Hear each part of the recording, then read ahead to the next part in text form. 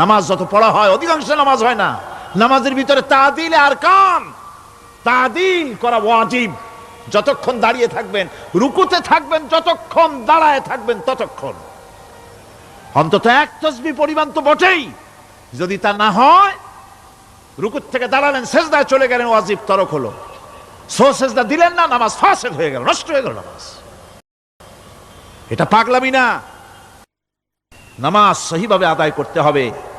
নামাজ থেকে দাঁড়াবেন, রুকুত থেকে দাঁড়ায় গেলেন, বলবেন রব্বানা লাকাল হামদ। কোন রব্বানা লাকাল হামদ হামদান কাসীরান তাইয়িবান মুবারাকান ফিহি।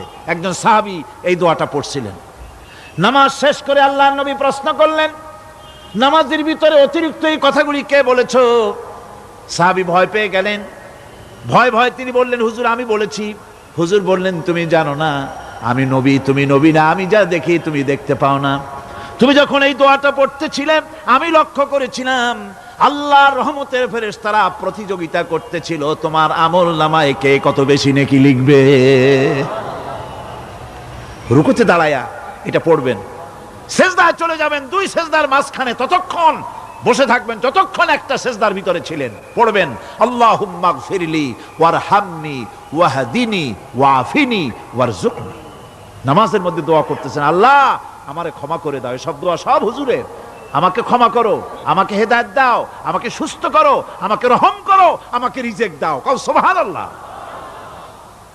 নামাজের ভিতরে দোয়া কবুলের সময়, নামাজের সেজদার ভিতরে দোয়া কবুল হয়। এইভাবে করে রাসূল করিম সাল্লাল্লাহু আলাইহি ওয়াসাল্লামের নামাজটা কেমন হাক্কানি উলামাদের কাছ থেকে জেনে নেবেন। যেহেতু হুজুর বলেছেন সাল্লু কামা রাআইতুমুনি উসাল্লি, নামাজ পড়ো সেইভাবে যেভাবে আমাকে পড়তে দেখো। নামাজের ভিতরে একাগ্রতা লাগবে, ভালোবাসা লাগবে, ভয় লাগবে, মুহাব্বত লাগবে। পরিপূর্ণ সময় নিয়ে শান্তিপূর্ণভাবে নামাজ পড়তে হবে। আর যত তাড়াহুড়া সব হচ্ছে নামাজের মধ্যে, ঠিক কিনা ভাইরা?